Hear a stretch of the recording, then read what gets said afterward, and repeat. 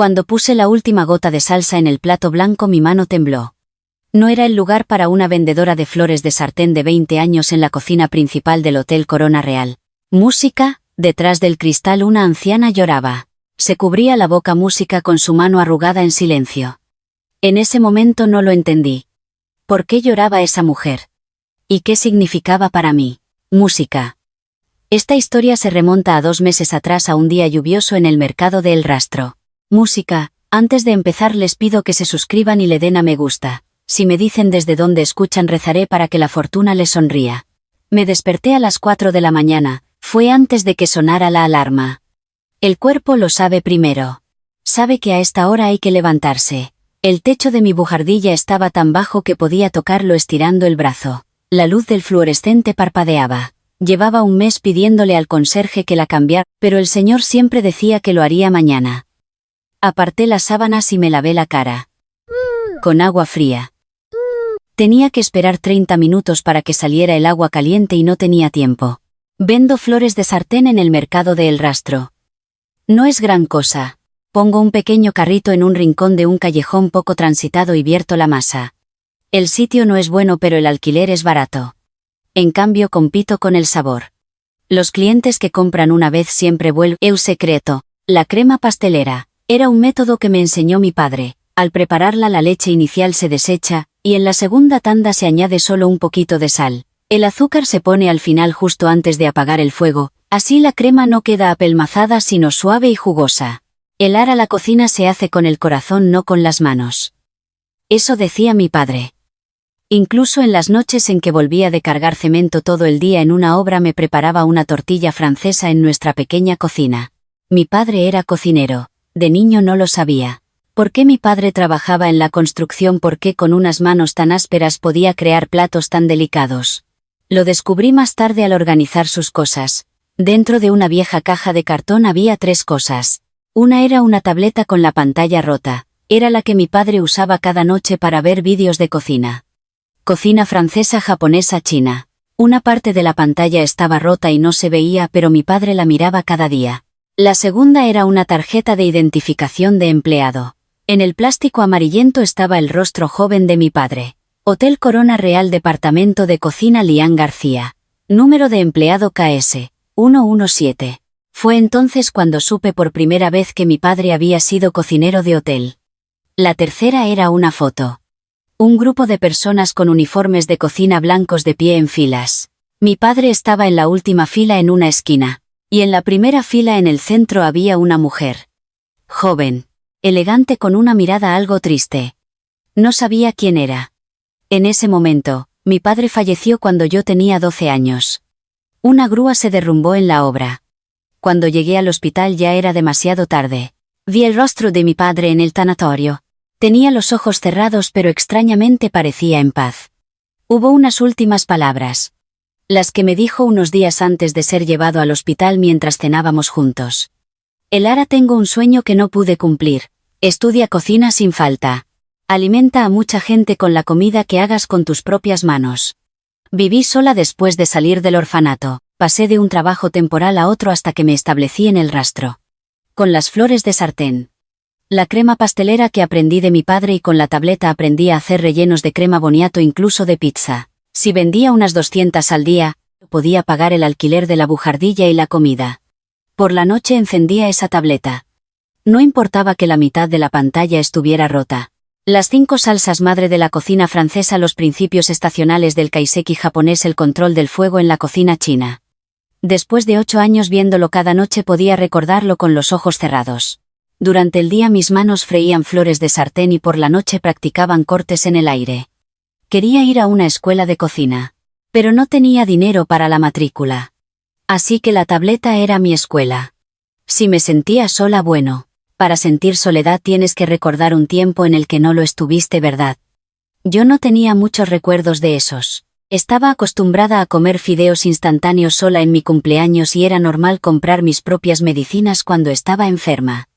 Simplemente era así. A veces pensaba que estaba sola en el mundo, pero eso también era pasajero.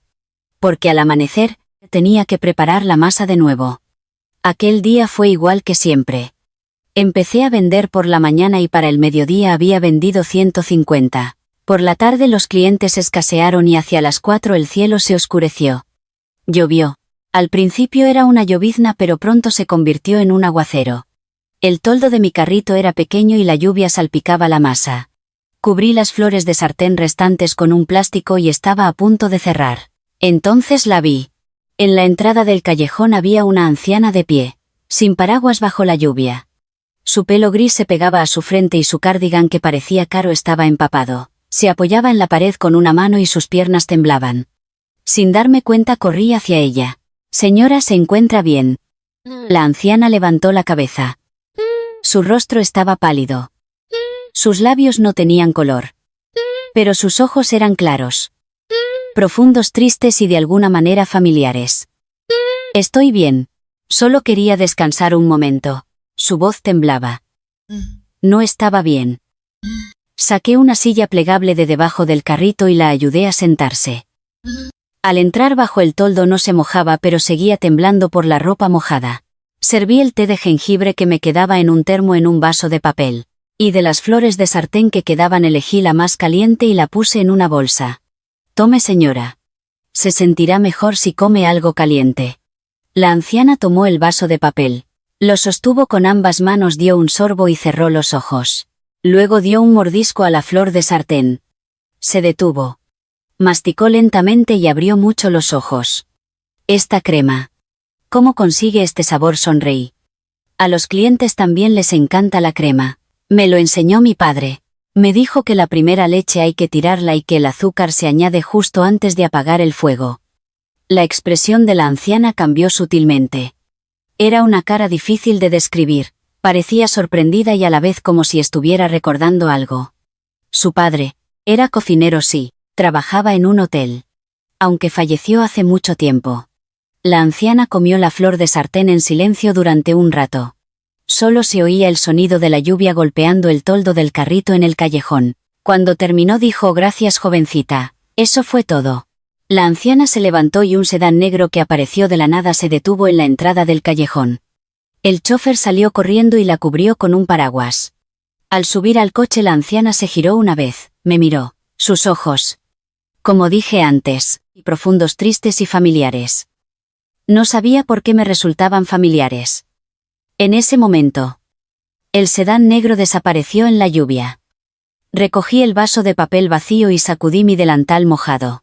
Plegué el carrito y puse las pocas flores de sartén que quedaban en una bolsa de plástico.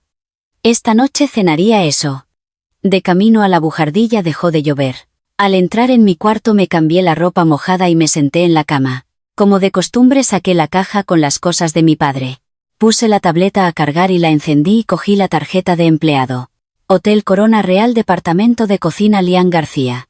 El rostro de mi padre a los 23 años me miraba desde el plástico amarillento. «Papá, hoy le he dado una flor de sartén a una anciana». Nadie respondió. Lógico, pero fue extraño. Ese día sentí una opresión especial en el pecho. No dejaba de recordar los ojos de esa anciana. ¿Por qué me miraría así? Era una mirada como si hubiera encontrado algo perdido hace mucho tiempo. En ese momento realmente no lo sabía. ¿Quién era ella y qué tipo de conexión iniciaría esa bolsa de flores de sartén? La pantalla dom la tableta parpadeó. Esa noche también puse el vídeo de las salsas francesas y seguí los movimientos del chef a través de la pantalla rota. El sueño que mi padre me dejó todavía estaba en mis manos. Volví a encontrar a esa anciana 5 días después, justo cuando empezaba a vender por la mañana. Estaba vertiendo la masa en el molde cuando alguien se paró frente a mi carrito. «¿Es usted Lara?». Al levantar la vista vi a una mujer de unos 35 años. Llevaba un traje elegante y un maletín. No era un atuendo propio de un callejón del mercado. «Sí, soy yo». «¿Quién es usted?». «Soy Lucía, la secretaria personal de la presidenta del grupo hotelero Corona Real». Hotel Corona Real. Me quedé parada con el cucharón de la masa en la mano, sin saber qué decir. El otro día bajo la lluvia le dio una flor de sartén a la presidenta. Ella desea agradecerle personalmente. Fue entonces cuando lo recordé. La anciana que estaba bajo la lluvia, la que se fue en un sedán negro. Ella era la presidenta del Hotel Corona Real. Recibí una tarjeta de visita, letras doradas sobre un papel grueso. presidenta del grupo hotelero Corona Real Isadora Vega.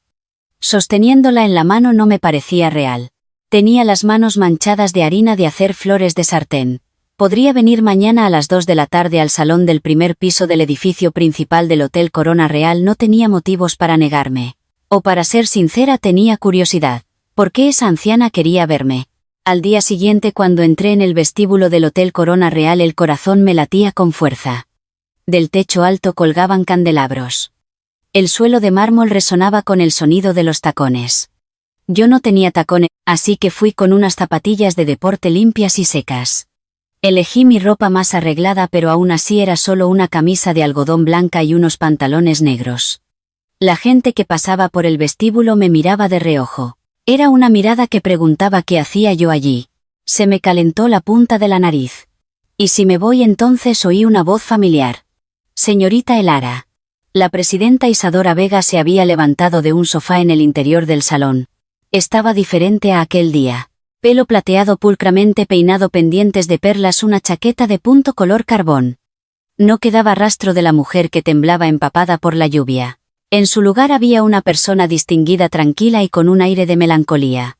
Gracias por venir. Siéntese. Sirvieron té. La taza era del tamaño de la palma de mi mano. Venía con un platillo a juego y era la primera vez que bebía té en una taza así. Aquel día de verdad gracias. Dijo la presidenta primero.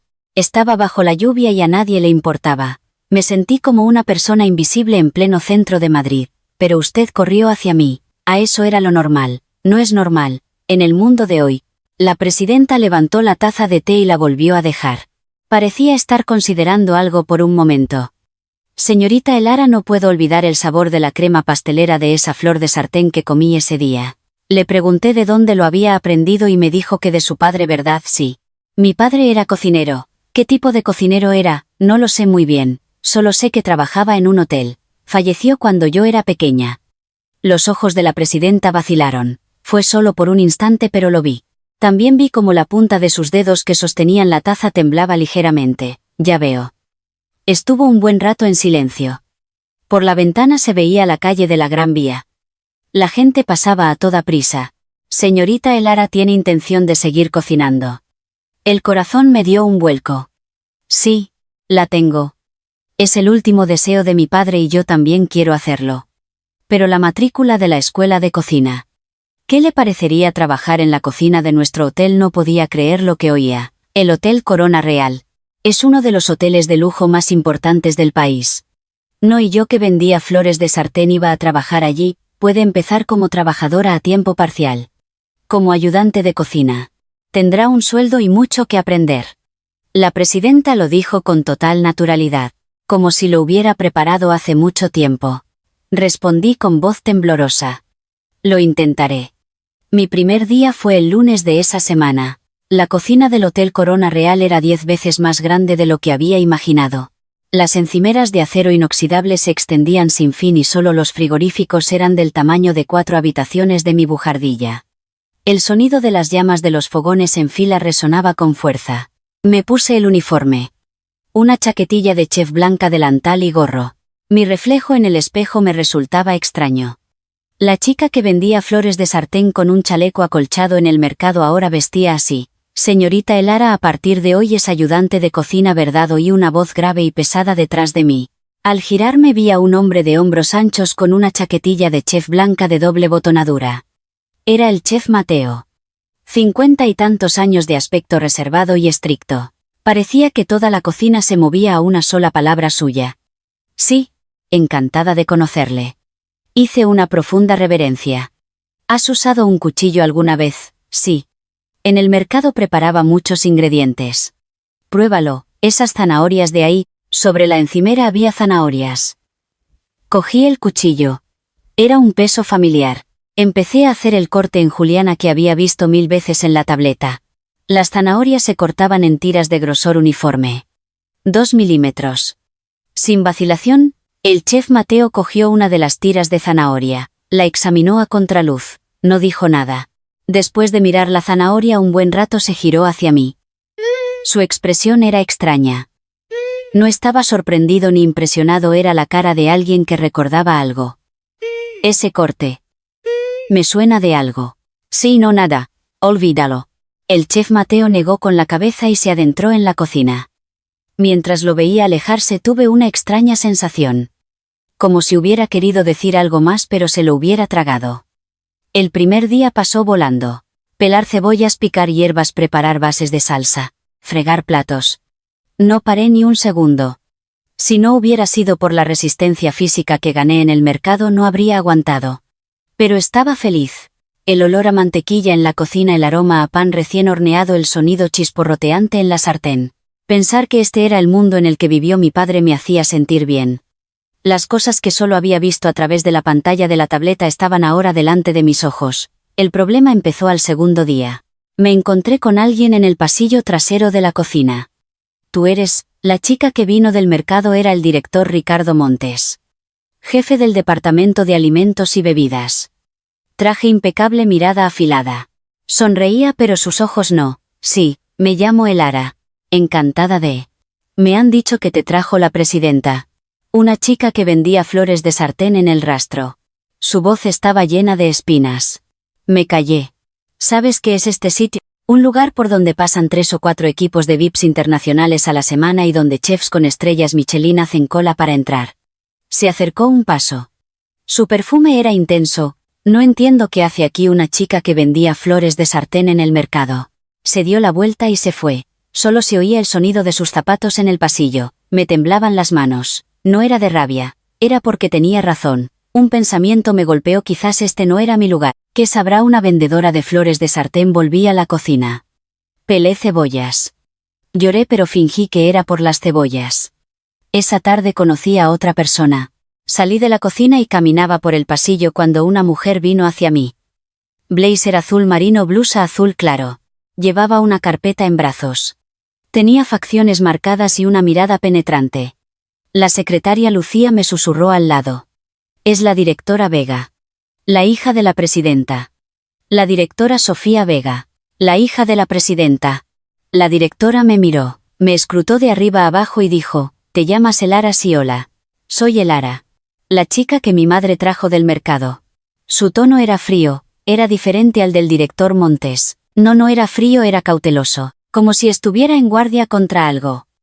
Mi madre habla mucho de ti últimamente. Que la crema de esa chica es especial. Que los ojos de esa chica le resultan familiares. La directora apretó la carpeta contra su pecho. Es la primera vez que trae a un desconocido al hotel tan rápido. Mi madre. No supe qué decir. Así que fui sincera. Yo tampoco sé por qué la presidenta es tan amable conmigo. Solo le di una flor de sartén. Los ojos de la directora vacilaron ligeramente. Pareció que iba a decir algo más pero solo asintió. Trabaja duro. Mientras veía su espalda alejarse sentí un escalofrío en el pecho. Sabía que no era bienvenida. Aún así la cocina me gustaba. Cada mañana revisaba los ingredientes. Por la mañana preparaba las bases de las salsas y por la tarde los preparativos para la cena. El chef Mateo era reservado pero me enseñó una cosa con certeza. Los ingredientes hablan. Su color, su olor, su peso. Aprende a escucharlos. Para mí, que había pasado 8 años en el mercado, eran palabras familiares. Sabía que al elegir judías debían ser de color uniforme y pesadas. Que los ojos del pescado debían ser claros para estar fresco. Eran cosas que ya había aprendido en el mercado. La diferencia era que aquí sobre esa intuición se añadía la técnica. El ángulo del cuchillo, la intensidad del fuego, la consistencia de la salsa. Cosas que no se aprenden por mucho que las veas 100 veces en la tableta, pero al hacerlas con mis propias manos mi cuerpo las recordaba. Pasó una semana y luego 2. Los compañeros de cocina empezaron a hablarme poco a poco. Oye Flores. Prueba a hacer esto. Elara, prueba esta salsa. Flores se convirtió en mi apodo pero no me molestaba. El chef Mateo seguía siendo reservado pero a veces probaba lo que yo hacía y asentía.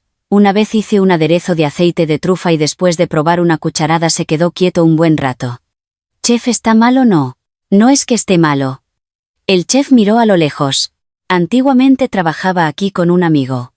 Un joven que acababa de salir de la escuela de cocina, tenía un talento especial. Él también hacía las salsas de esta manera. El corazón me dio un vuelco. Esa persona, ¿cómo se llamaba? Lian.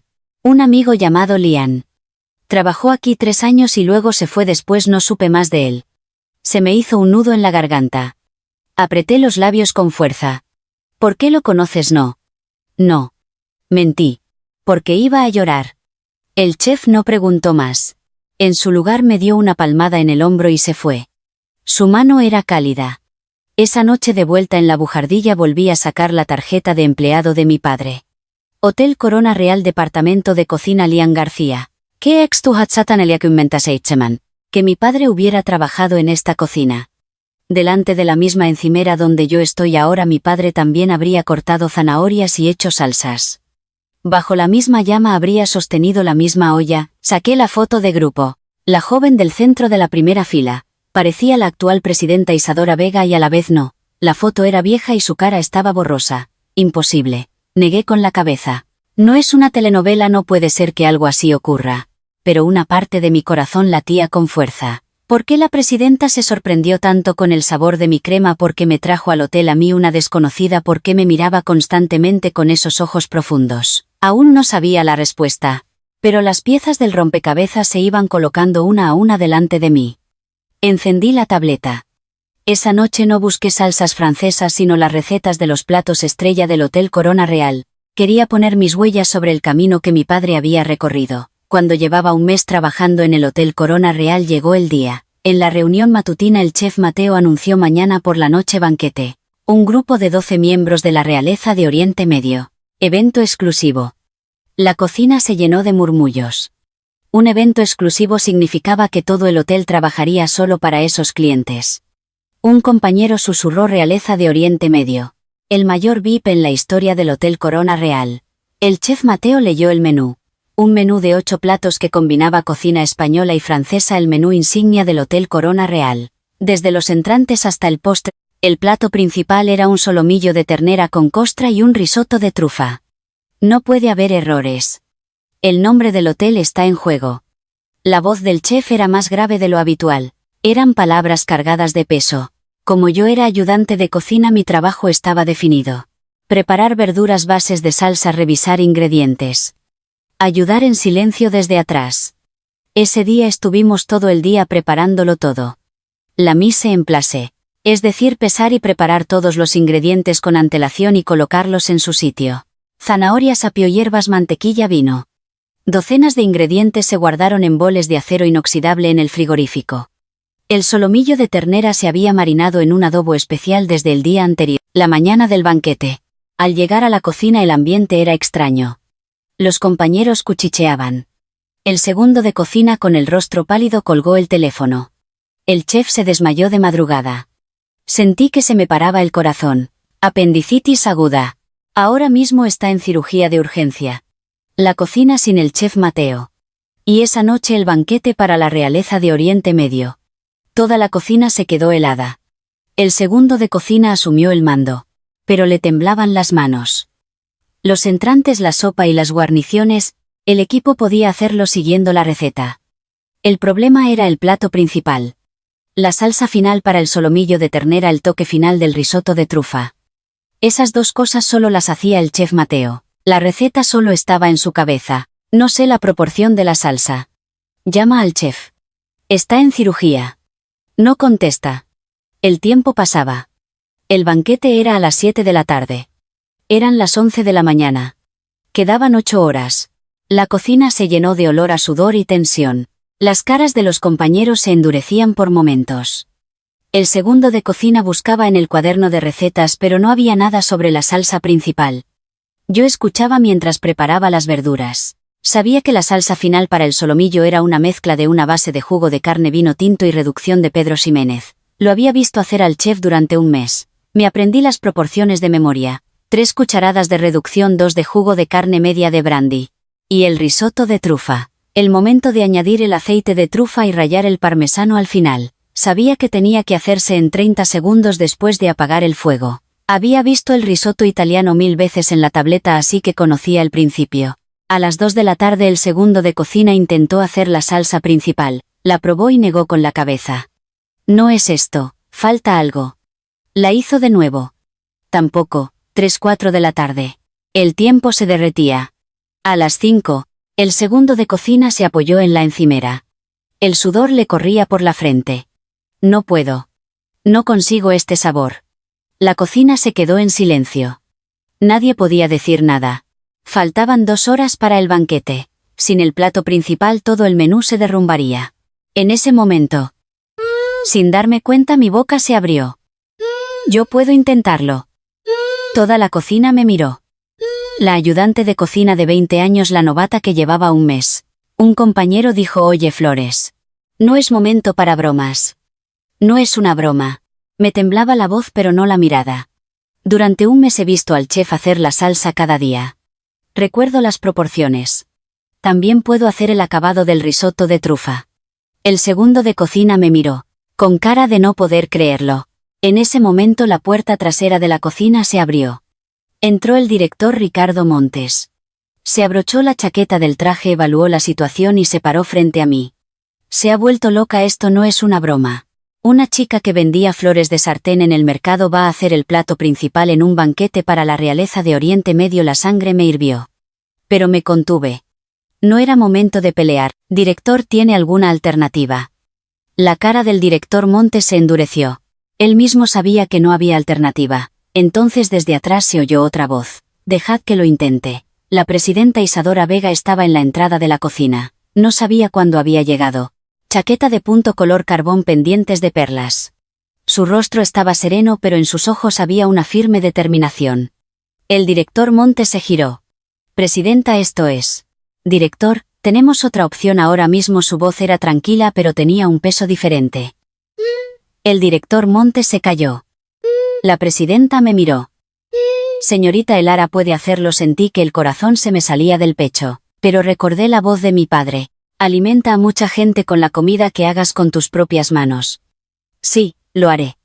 Me volví a atar el delantal. El segundo de cocina y 4 cocineros se pusieron a mi lado. El flujo general del menú ya estaba preparado. Entrante, sopa, pescado, guarniciones. El equipo podía hacerlo siguiendo la receta. Yo me encargaba de los 2 platos principales. La salsa final para el solomillo de ternera y el acabado del risotto de trufa. Y de dirigir el tiempo de todo. Los 8 platos eran como una sinfonía.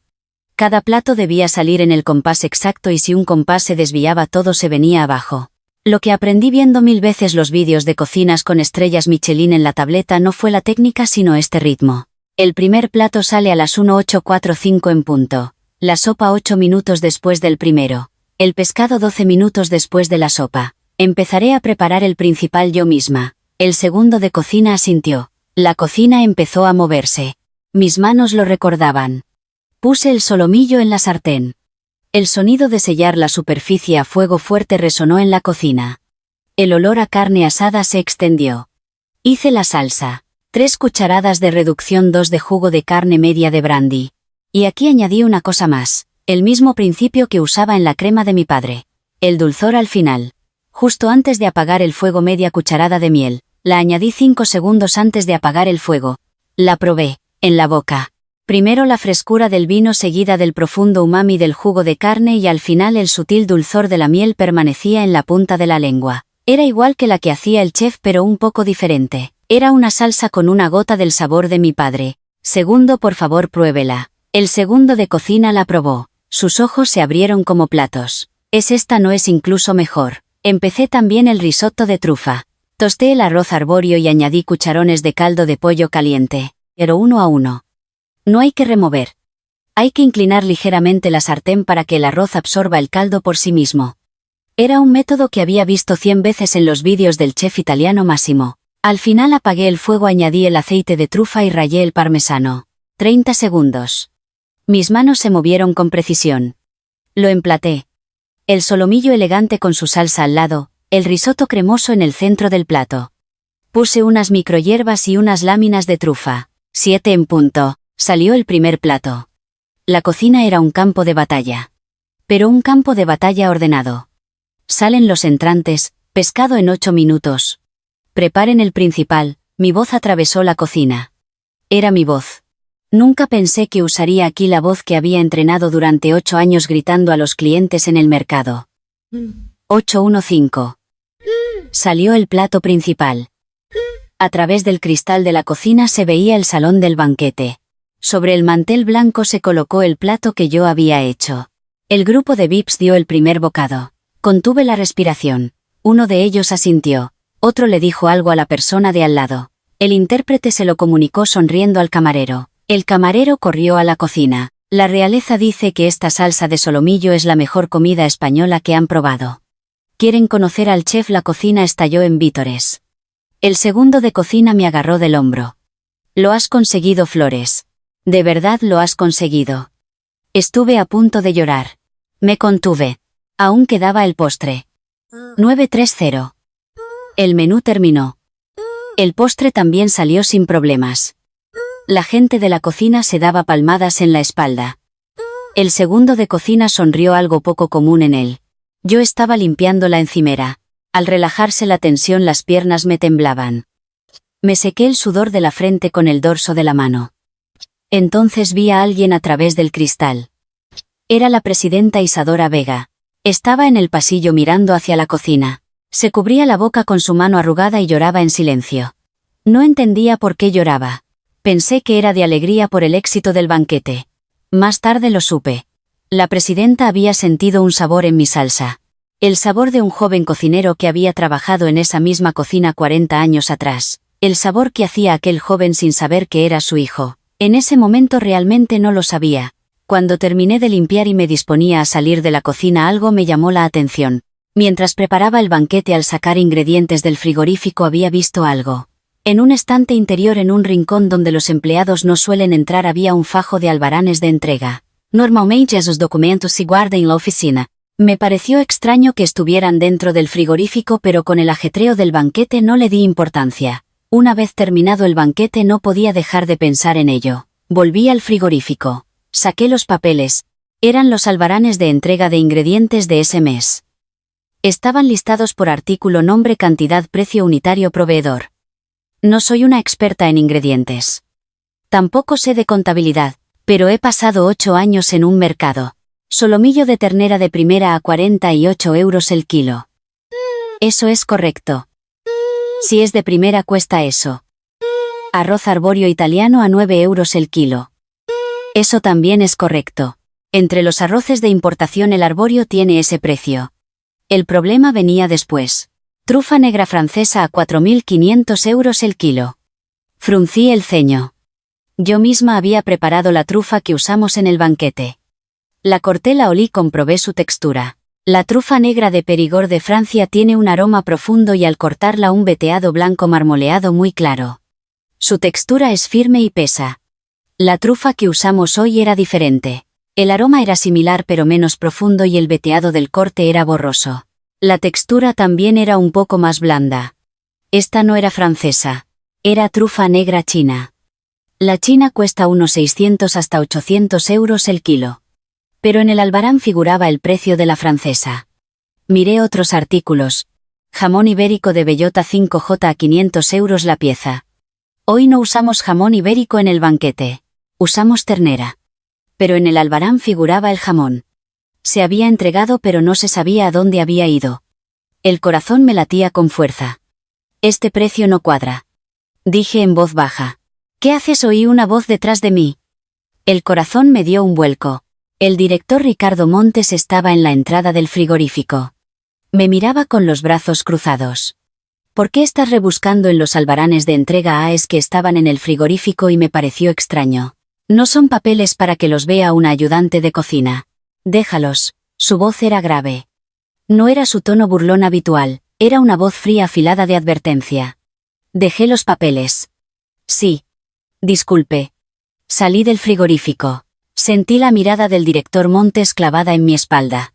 Mientras caminaba por el pasillo me temblaban las manos. Que el precio de la trufa fuera diferente significaba que alguien estaba registrando ingredientes baratos a precios caros. Que se hubiera entregado jamón sin usarlo significaba que había ido a parar a otro sitio. ¿Quién podría hacer algo así? La persona que supervisa la entrega de ingredientes, la persona que gestiona los albaranes, la persona que puede esconder documentos en un rincón del frigorífico. El director Ricardo Montes. No tenía certezas. Tampoco tenía pruebas. Lo único que sabía era que el origen de la trufa era diferente y que el paradero del jamón era extraño. Pero una cosa era segura. Algo estaba muy mal. De vuelta en la bujardilla me senté en la cama. El día de hoy parecía un sueño. La alegría de haber triunfado en el banquete y la sospecha que descubrí en el frigorífico se mezclaban y mi cabeza era un caos. Saqué la tarjeta de empleado de mi padre. Hotel Corona Real, departamento de cocina Lian García. Papá, hoy he cocinado en esta cocina. En el mismo lugar donde tú estuviste. Una gota de agua cayó sobre la tarjeta. No sabía desde cuándo estaba llorando. 2 días después del banquete, al terminar la reunión matutina e ir a entrar en la cocina, el director Montes me esperaba en el pasillo. Elara, ven conmigo un momento. Su tono era diferente, no era su habitual tono burlón sino una voz profesional y fría. Lo seguí. No se dirigía a su despacho sino a la sala de descanso del personal. Al abrir la puerta había gente dentro. 2 empleados del equipo de seguridad del hotel. Y el segundo de cocina. El segundo de cocina tenía la cabeza gacha. No me miraba a los ojos. Sobre la mesa había una bolsa de plástico. Dentro había algo. El director Montes abrió la boca. Elara, ayer después del trabajo hicimos una inspección de taquillas y en tu bolso encontramos esto. Un empleado de seguridad abrió la bolsa de plástico. Era una trufa envuelta en papel negro. Tenía una etiqueta que decía, trufa negra de Perigord francesa, propiedad exclusiva de la cocina del Hotel Corona Real, prohibida su salida. La sangre me subió a la cabeza. Yo nunca he puesto eso en mi bolso. La inspección de taquillas la hizo el equipo de seguridad. Salió de tu taquilla personal. Yo no he sido. Me temblaba la voz, también las manos. El corazón me latía como un loco. El director Montes se sentó en una silla y cruzó las piernas. Tenía una expresión tranquila, como si estuviera disfrutando de la situación. 200 gramos de trufa negra francesa valen unos 900 euros en el mercado. Esto es un robo. He dicho que yo no la puse. Un empleado de seguridad me entregó un documento. Informe de inspección de taquillas. Fecha, hora, objeto encontrado. Allí estaba escrito mi nombre. Las piernas me fallaron. Si tienes algo que explicar, hazlo. Te escucharé. La voz del director Montes me sonaba lejana. Mi mente se quedó en blanco. ¿Explicar qué explico? Si digo que no he sido y no me creen, ¿qué más puedo hacer? El rumor se extendió en mediodía. En la cocina los compañeros cuchicheaban. No los oía directamente pero lo sentía. La chica del mercado ha robado ingredientes. Por mucho que sea, no se puede llevar cosas del hotel. A ver si la presidenta la protege por haberla traído. A la hora de comer comí sola en el comedor de personal. Nadie se sentó a mi lado. Los compañeros que hasta anteayer me llamaban Flores y me hablaban ahora evitaban mi mirada. La comida no me pasaba por la garganta. Por la tarde, caminando por un pasillo de servicio, me encontré con la directora Sofía Vega. Al verme se detuvo, me miró con los brazos cruzados. ¿Es verdad? No. Yo no he sido. La directora suspiró. Negó con la cabeza y dijo: mi madre confía demasiado en la gente. Trae a una chica desconocida del mercado, la pone en la cocina y al final pasa esto. Sentí como si me clavaran un puñal en el pecho. Directora, yo de verdad. Basta.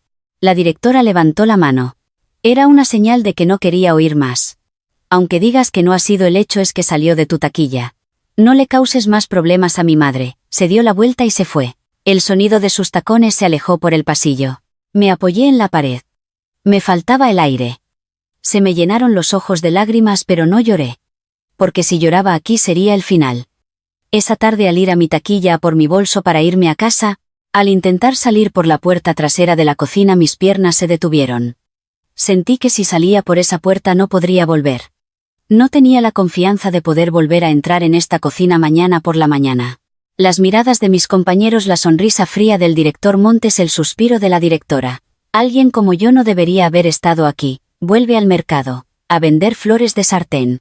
Ese es tu sitio. Empujé la puerta. Elara. Oí una voz detrás de mí. La presidenta Isadora Vega estaba al final del pasillo. Sus pendientes de perlas brillaban con la luz del pasillo. Su rostro parecía más cansado de lo habitual. Pero sus ojos eran firmes. ¿A dónde vas, presidenta? Creo que no debería estar aquí. Siento que solo causo problemas. La presidenta se acercó lentamente. Lo de la trufa no ha sido tu verdad, no. Yo nunca, lo sé. La presidenta se paró frente a mí. Me miró con sus ojos profundos. Elara, yo conozco los ojos de esa niña. Tú no eres una persona que robaría. Se me hizo un nudo en la garganta. No sé por qué, pero con esa sola frase toda la tensión de mi cuerpo se liberó. Presidenta, ¿por qué me cree a alguien como yo? No digas eso. La voz de la presidenta tembló. No vuelvas a decir a alguien como yo. La presidenta me cogió de la mano. Era una mano arrugada. Estaba fría, pero la fuerza con la que apretaba era cálida. No te vayas. La verdad siempre sale a la luz.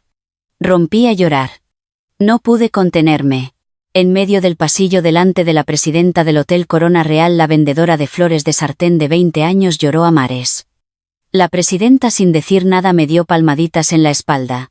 Era algo que nadie me había hecho en mucho tiempo. A la mañana siguiente recibí una llamada de la secretaria Lucía.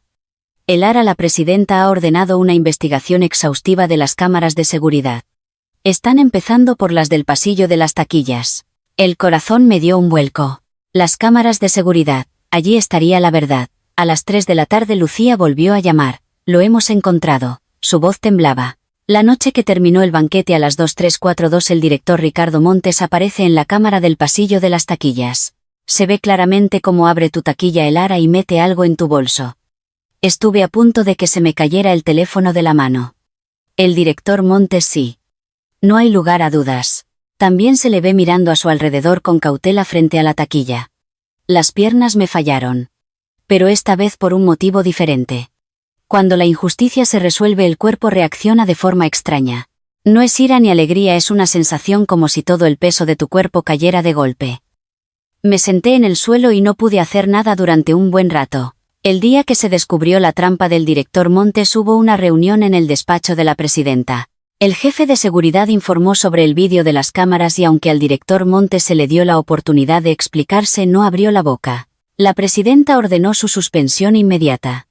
En ese momento añadí una cosa más. Presidenta, el día del banquete vi los albaranes de entrega en el frigorífico. El origen de la trufa era diferente al del albarán. Ponía que era francesa, pero la que yo preparé era china. La expresión de la presidenta se endureció. Lucía, consiga todos los albaranes de entrega del Departamento de Alimentos y Bebidas de los últimos 5 años. Y también las confirmaciones de los proveedores. Lucía asintió. Entendido, presidenta. El caso de malversación ahora era asunto de Lucía y del equipo de auditoría.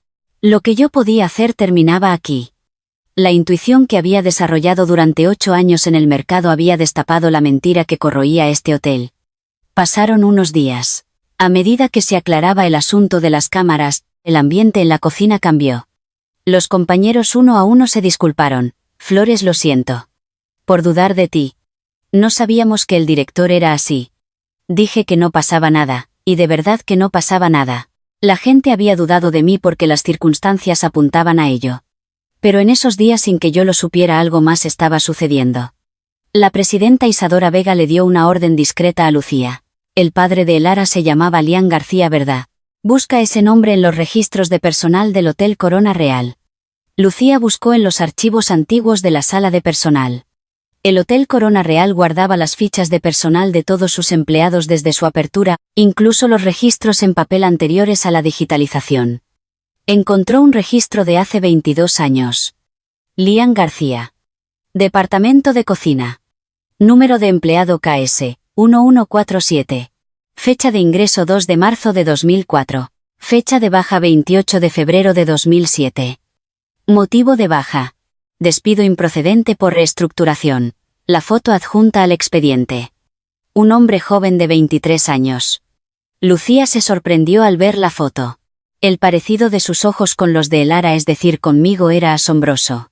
Lucía informó a la presidenta. Presidenta, un empleado llamado Lian García trabajó efectivamente en el departamento de cocina durante 3 años hace 22 años.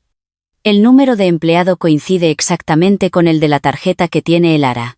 La presidenta miró la foto durante un largo rato. Y luego dijo una sola cosa. Comprueba la experiencia laboral de este chico antes de entrar aquí. Su expediente en la escuela de cocina y todo lo anterior. Lucía contactó con la escuela de cocina. En la solicitud de ingreso de Lian que le enviaron había un apartado que decía sin tutores. Procedente de un centro de menores. Centro de Procedencia Orfanato de Nuestra Señora de la Gracia. Al leer ese nombre a Lucía se le encogió el corazón, porque sabía que en el archivo personal de la presidenta había un documento de traslado a un orfanato de hace 45 años. Lo había visto una vez mientras organizaba papeles antiguos. El cajón que la presidenta le había dicho que nunca abriera. La reacción de la presidenta al recibir el informe fue breve según dicen. Contacta con el orfanato de Nuestra Señora de la Gracia. Comprueba los registros a nombre de Lian García. Mientras todo esto sucedía yo no sabía nada. Mi rutina de trabajar en la cocina, hacer salsas y volver a la bujardilla al terminar había vuelto. La acusación se había retirado pero una parte de mi corazón seguía herida. Un día recibí una llamada del chef Mateo. Estaba en el hospital recuperándose de la operación. Elara, ¿podemos hablar un momento? Sí. Chef, ¿cómo se encuentra? Yo estoy bien. Pero tengo que preguntarte algo. La voz del chef era más cautelosa de lo habitual. Elara, el nombre de tu padre es Lian García. Sentí que se me paraba el corazón. Sí, así es. ¿Cómo lo sabe? Al otro lado del teléfono el chef suspiró. Un suspiro largo y profundo. Me llamó la presidenta. Me preguntó si recordaba a un empleado llamado Lian García. Claro que lo recuerdo. Imposible olvidarlo. Entró con 23 años y trabajamos juntos 3 años. Nunca había visto a alguien con tanto talento. La voz del chef temblaba. Era la primera vez que oía a una persona tan reservada hablar tanto. Su manejo del cuchillo era un arte. Su sentido para las salsas era genial. Tuvo que irse durante la reestructuración y no pude evitarlo. Como tenía poca experiencia fue de los primeros en ser despedido. Después de eso le perdí la pista. Se me hizo un nudo en la garganta. Elara, ese chico. Era tu padre, sí. Con razón ese corte con el cuchillo. Debí darme cuenta la primera vez que lo vi. El chef guardó silencio. Después de un buen rato dijo, ¿dónde está Lian ahora? Se me atragantaron las palabras. Falleció hace 8 años. En un accidente en una obra. Silencio al otro lado del teléfono. Durante mucho tiempo. Ya veo. Fue solo una palabra pero tenía mucho peso. El peso de alguien que acaba de descubrir que un compañero con el que trabajó hace 20 años murió en una obra. Elara. Cuando Lian trabajaba aquí tenía una costumbre con sus salsas. Siempre añadía el dulzor al final, justo antes de apagar el fuego. Contuve la respiración. Tú también lo haces así. En el banquete, añadiste miel a la salsa del solomillo. Al final lo escuché todo. Las lágrimas corrían por mis mejillas. Lo que mi padre me había dejado. Añadir el azúcar a la crema al final. Añadir el dulzor a la salsa al final. Que esa fuera una costumbre solo de mi padre y que alguien que trabajó con él en esta cocina lo recordara. Gracias, chef, soy yo quien te da las gracias. Por permitirme conocer a la hija de Lian. Colgué el teléfono y lloré durante un buen rato. El techo de la bujardilla se veía borroso. Y esa noche algo sucedió en el estudio de la presidenta Isadora Vega. Esto me lo contó más tarde la secretaria Lucía. Llegó una respuesta del orfanato de Nuestra Señora de la Gracia. Un registro de hace 45 años. Javier Moreno. Madre Isadora Vega. Nacido el 15 de enero de 1981. Trasladado al orfanato el 3 de abril del mismo año. Criado en la institución. Cambio de nombre en la edad adulta. Lian García. Javier Moreno. El nombre del hijo que la presidenta Isadora Vega había entregado a un orfanato hacía 45 años. Lian García. El nombre del padre de Elara. Eran la misma persona. La presidenta estaba sentada en su escritorio en el estudio. Cuando Lucía le entregó los documentos los leyó línea por línea. Sus dedos temblaban tanto que el papel crujía. Al terminar de leer la presidenta abrió el cajón derecho de su escritorio, el cajón que nunca había abierto. Era la primera vez que Lucía veía su interior. Dentro del cajón había 3 cosas. Una era una pulsera de bebé. En las cuentas rosas ponía Javier Moreno. Era la que le pusieron en el hospital hacía 45 años. La segunda era un certificado de traslado al orfanato. Tenía la firma de la presidenta. Una caligrafía temblorosa de cuando tenía 29 años. La tercera era una foto. Un bebé recién nacido. Un rostro pequeño con los ojos cerrados fuertemente. La presidenta sostuvo la foto y la miró durante un largo rato. Y se derrumbó. Era mi hijo. Fue la primera vez que Lucía vio a la presidenta llorar en voz alta. Era mi hijo. Trabajó en este hotel, estuvo aquí 3 años y no lo supe. Abrazó los papeles contra su pecho. Ese niño murió en una obra, mi hijo, y no lo supe. Lucía también lloró. Apoyada en la pared ahogando el sonido. La presidenta dejó la foto y cogió la del expediente de personal de Lian. El rostro de su hijo a los 23 años. Y al lado puso mi foto. La que me hicieron para la tarjeta de empleada del hotel. Miró las 2 fotos juntas y dijo, tienen los mismos ojos. Debí saberlo desde el principio. La chica que le dio una flor de sartén en un día lluvioso en el rastro. La chica cuyo sabor a crema le recordó la cocina del hotel de hacía 40 años. La chica cuyos ojos le resultaban familiares. Esa chica era su nieta, la hija del hijo que había abandonado hacía 45 años. La presidenta le dijo a Lucía, hagamos una prueba de ADN, hay que confirmarlo, sin lugar a dudas. Lucía preguntó, presidenta, los registros del orfanato y los de personal coinciden, aún así quiere hacerlo, hay que hacerlo, dijo la presidenta secándose las lágrimas. Esta vez no puedo cometer un error.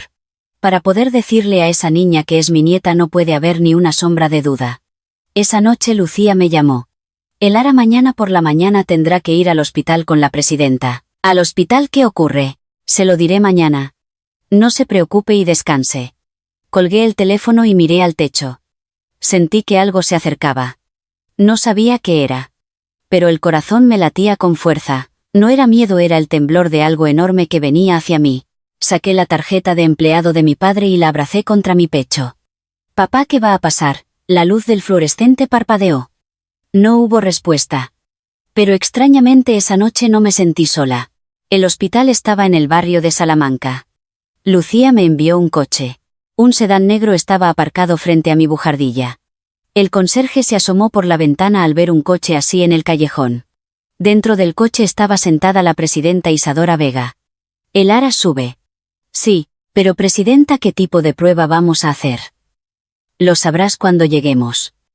La presidenta miraba por la ventana. Estaba diferente a lo habitual. Tenía los ojos rojos. Parecía que había llorado toda la noche. Llegamos al hospital y nos registramos. Ponía prueba de genética. Una prueba de ADN, presidenta, ¿por qué hacemos esto? La presidenta me miró. Abrió la boca para hablar pero la cerró. Era una cara que decía que quería decir algo pero que todavía no podía. Te lo contaré cuando tengamos los resultados. Por ahora espera un poco. Me sacaron sangre. Mientras la enfermera me pinchaba en el brazo, la presidenta me sostenía la otra mano. En el coche de vuelta la presidenta no dijo ni una palabra. Solo miraba por la ventana, vi su rostro reflejado en el cristal. Y apretaba los labios con fuerza. Parecía estar soportando algo. Los resultados llegaron una semana después. Me llamó Lucía. Su voz temblaba. Elara podría venir mañana a las 10 de la mañana a la residencia de la presidenta, sí, pero, los resultados. Mañana se lo dirá la presidenta en persona. Colgué el teléfono y me senté en el suelo de la bujardilla. La prueba de ADN, las lágrimas de la presidenta, la tarjeta de empleado de mi padre, los registros del orfanato, el testimonio del chef Mateo. Las piezas del rompecabezas se estaban uniendo en mi cabeza. Pero tenía miedo de decirlo en voz alta.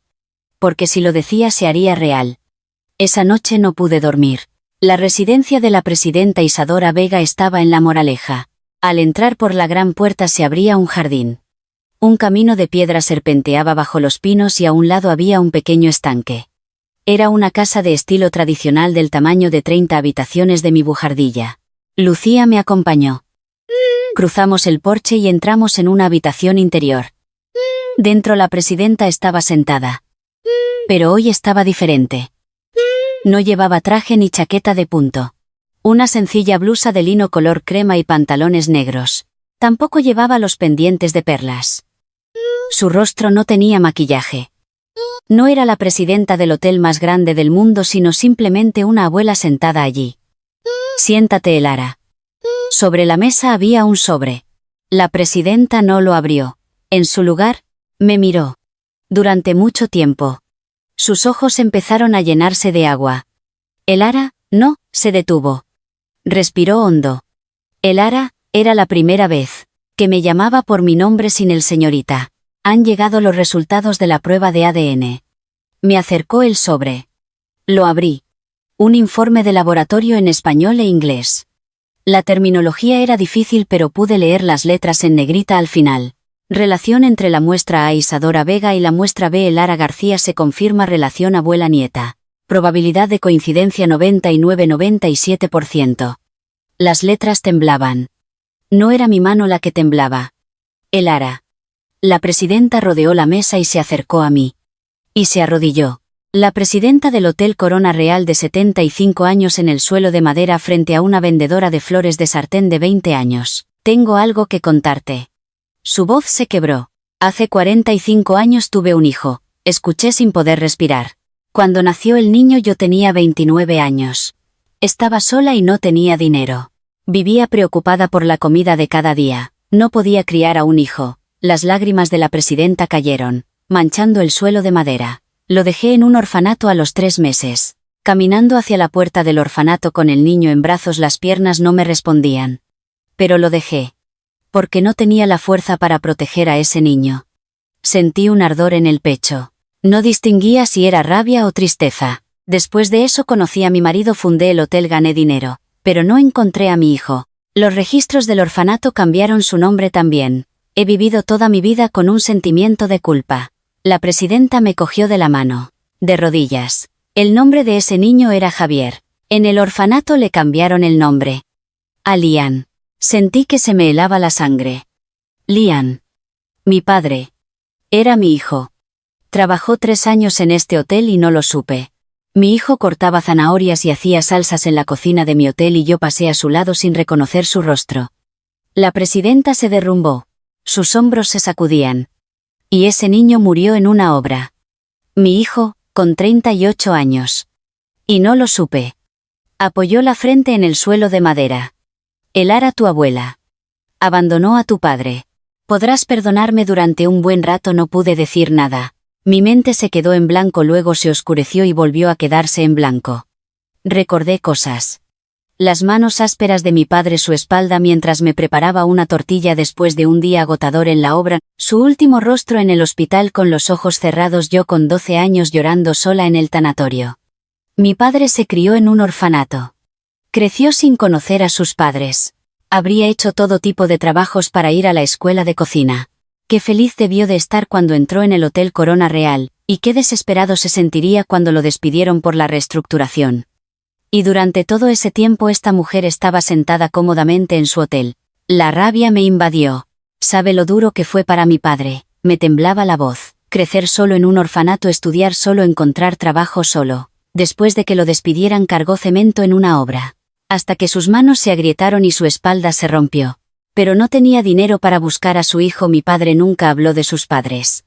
Una vez le pregunté, «Papá, ¿dónde están el abuelo y la abuela?» y solo sonrió.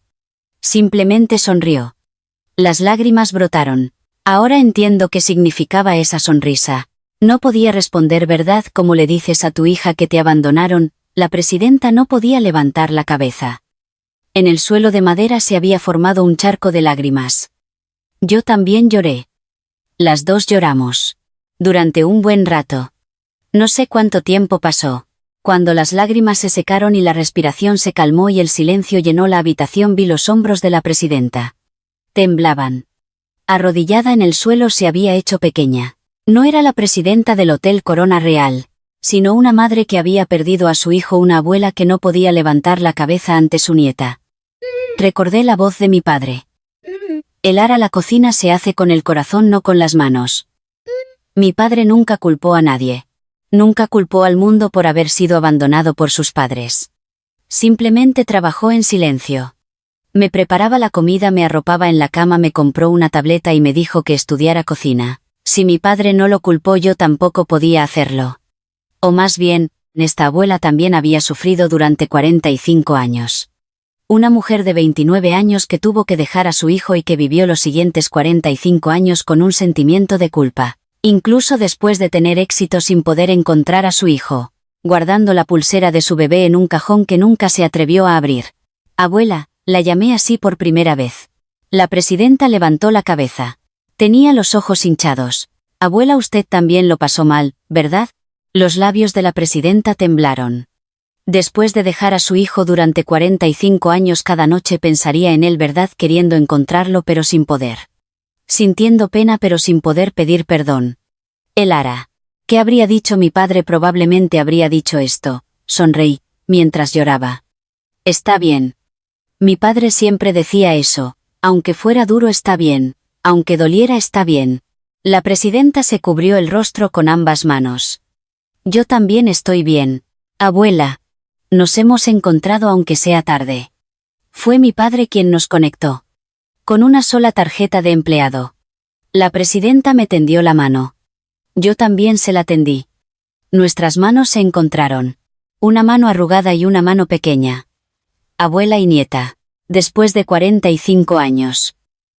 Una hora después la puerta de la habitación se abrió. Era la directora Sofía Vega. Estaba pálida. Tenía los ojos rojos. Parecía que lo había oído todo desde fuera de la puerta. Mamá. La directora entró. Me miró. Yo también la miré. La mujer que unos días antes había dicho que no se podía confiar en alguien del mercado. La mujer que me había dicho que no le causara problemas a su madre. La directora abrió la boca. Lo he oído todo. Su voz temblaba. Ahora entiendo por qué mi madre, cuando te vio por primera vez, Elara, no podía apartar los ojos de ti. La directora se paró frente a mí. Elara. Estuvo un buen rato en silencio. Apretando los labios. No, Elara. Una lágrima cayó de los ojos de la directora. Lo siento. Por haberte dicho esas cosas. Que eras del mercado, que eras una desconocida. Lo siento de verdad. Yo también lloré. Otra vez. Lloré mucho ese día. Directora, llámame tía. Bueno, o debería decir tía abuela. La directora rió entre lágrimas. No sé cómo llamarte. La presidenta, mirándonos a las dos alternativamente, sonrió por primera vez. Con el rostro lleno de lágrimas. Lo decidiremos poco a poco. Se celebró una junta directiva en el Hotel Corona Real. Los documentos obtenidos por Lucía y el equipo de auditoría fueron concluyentes. Se demostró mediante la comparación de albaranes y confirmaciones de proveedores que el director Ricardo Montes, durante sus 20 años como jefe del Departamento de Alimentos y Bebidas, había inflado los costes de los ingredientes para desviar más de 200.000 euros al año. El importe de la malversación verificable en los últimos 5 años ascendía a casi 1 millón de euros. Trufas chinas por francesas, ternera a precio de buey de Kobe, aceite de oliva normal a precio de virgen extra. El método era simple pero antiguo. Como nadie sospechaba, se había vuelto audaz. Además estaba la escena grabada por las cámaras de seguridad en la que metía la trufa en la taquilla de Elara. En la junta la presidenta dijo personalmente: despidan al director Montes y procedan con una denuncia penal. El director Montes se levantó de su asiento. Presidenta, he dedicado 20 años a este hotel. 20 años. La presidenta se giró. No los dedicó, los robó. Fue una sola frase. El director Montes no pudo decir nada más. Mientras el equipo de seguridad se lo llevaba, murmuró una última cosa. Esa chica del mercado me ha hecho esto. Lucía, al contarme la historia, me dijo: no fuiste tú quien lo hizo él mismo. Tú simplemente viste la verdad. Si me sentí satisfecha, sinceramente más que satisfecha, me sentí desolada. El dinero que esa persona había desviado durante 20 años podría haber cambiado la vida de alguien y me asustaba que nadie se hubiera dado cuenta. Un mes después sucedieron 3 cosas. Primero, recibí la carta de admisión de la escuela de cocina. La presidenta se ofreció a pagar la matrícula. Al principio me negué. Abuela, me lo pagaré yo misma. Esto es algo que tu abuela quiere hacer. Lo que no pude hacer por tu padre, al menos dártelo a ti. Ante esas palabras asentí, porque era el último deseo de mi padre. Estudia cocina sin falta. Segundo, fui nombrada oficialmente chef en prácticas en el Hotel Corona Real. Ya no era ayudante de cocina, tenía un puesto con nombre. El chef Mateo, después de recuperarse, me entregó personalmente el nombramiento. Recorre el camino que Lian no pudo terminar. La mano con la que recibí el nombramiento temblaba. Tenía el mismo peso que la tarjeta de empleado de mi padre. Tercero, trasladamos la tumba de mi padre. Mi padre estaba en un pequeño cementerio en las afueras de Madrid. Un lugar que había conseguido con el dinero de mis trabajos a tiempo parcial. Era pequeño, modesto y poco visitado. La presidenta Isadora Vega dijo: quiero traer a Lian junto a nuestra familia. El panteón familiar de los Vega estaba en una zona exclusiva de la sierra. Una colina soleada rodeada de pinos. Preparamos un lugar junto a la tumba del marido de la presidenta, el señor Fernando Vega. El día del traslado, fuimos 3 personas. La presidenta Isadora Vega, la directora Sofía Vega y yo. Nos paramos frente a la nueva lápida. Lian García Javier Moreno. Amado hijo. Amado padre. La presidenta se arrodilló frente a la lápida. Lian. Su voz tembló con el viento. Mamá ha venido. Perdón por tardar tanto. Dejó unas flores. Crisantemos blancos. Trabajaste aquí 3 años. En el hotel de tu madre. Y no lo supe. No reconocí tu rostro. Los hombros de la presidenta se sacudían. Cuando te hiciste daño en la obra, no estuve a tu lado. Lo siento. Lo sentiré toda mi vida. La directora Sofía Vega abrazó los hombros de la presidenta. Ella también lloraba. Me senté frente a la lápida. Papá. Sopló el viento. Los pinos se mecieron. He encontrado a la abuela. Se me hizo un nudo en la garganta. La tarjeta de empleado que me dejaste me enseñó el camino. El sabor de la salsa que hacías llegó a la abuela. Fuiste tú quien nos conectó. La luz del sol cayó sobre la lápida. Ya no estoy sola. Papá. Ni yo ni la abuela. Las 3 nos paramos juntas frente a la lápida. Abuela, tía y yo. 3 generaciones unidas por mi padre. El lazo familiar que se había roto hacía 45 años se había vuelto a unir. Me gradué con honores de la escuela de cocina. El día de la ceremonia 3 personas estaban sentadas entre el público. Mi abuela, mi tía y el chef Mateo. Mi abuela lloró. Otra vez. Esta mujer llora con mucha facilidad. A su lado mi tía le daba un pañuelo mientras sonreía. Fui nombrada chef oficial del Hotel Corona Real. El primer día en la cocina vi mi reflejo en el espejo. Una chaquetilla de chef blanca de doble botonadura con el nombre Elara García bordado. Hace un mes mi apodo era Flores. Ahora tenía un nombre. El chef Mateo se paró a mi lado. A partir de hoy eres la chef más joven de esta cocina. Sí, chef. No. El chef sonrió. Por primera vez de par en par. A partir de ahora es chef Elara. En el comedor de personal del Hotel Corona Real se abrió una nueva sección, la mesa de Lian, un menú que recuperaba las recetas de mi padre. Un postre que utilizaba su crema pastelera especial, la salsa de solomillo con el toque dulce al final, un menú de temporada que realzaba los ingredientes locales. El sabor que mi padre habría creado en esta cocina ahora lo continuaba yo. Se convirtió en el menú favorito de los empleados. Mi abuela también viene a comer de vez en cuando. Y cada vez que come dice lo mismo. Este es el sabor. Aquel sabor. El sabor que un joven cocinero desconocido creaba en algún lugar de esta cocina hace 40 años. El sabor que en su día pasó desapercibido ahora renacía de las manos de su nieta. Un domingo por la tarde paseaba con mi abuela por el rastro. Al pasar por el callejón donde había puesto mi carrito de flores de sartén hacía 3 años me detuve. Había el carrito de otra persona. Una mujer joven estaba friendo flores de sartén. El olor a crema pastelera llenaba el callejón. Mi abuela me cogió del brazo. Aquí es donde Elara vendía flores de sartén. Sí, aquel rincón era mi sitio. Aquel día llovía, ¿verdad? Sí. Usted estaba bajo la lluvia y yo corrí a ayudarla. Esa flor de sartén fue la más deliciosa del mundo. Mi abuela sonrió. Sus arrugas eran más profundas, pero su rostro era más luminoso que hace 3 años. Abuela, esta noche cocino yo. ¿Qué vas a hacer? Un cocido madrileño con la receta de mi padre. Era su plato estrella. Mi abuela me apretó la mano con fuerza. La comida de mi Elara es la más rica del mundo. Era exactamente lo mismo que me decía mi padre. Elara, la comida que yo hago es la más rica del mundo. Pensé que eso de que la sangre tira debía de ser verdad. De camino a casa recibí una llamada de mi tía. Elara, que cenáis hoy cocido. Tía, vente tú también. Voy, te llevo algo de picar. ¿Necesitas algo? Con que vengas tú es suficiente. Al otro lado del teléfono mi tía se rió. Oye, ¿desde cuándo hablas tan bonito? Lo que mi padre me dejó fue una tableta vieja y una tarjeta de empleado. No era mucho. Cosas que cabían en una mano. Pero dentro de ellas había una familia que yo no conocía.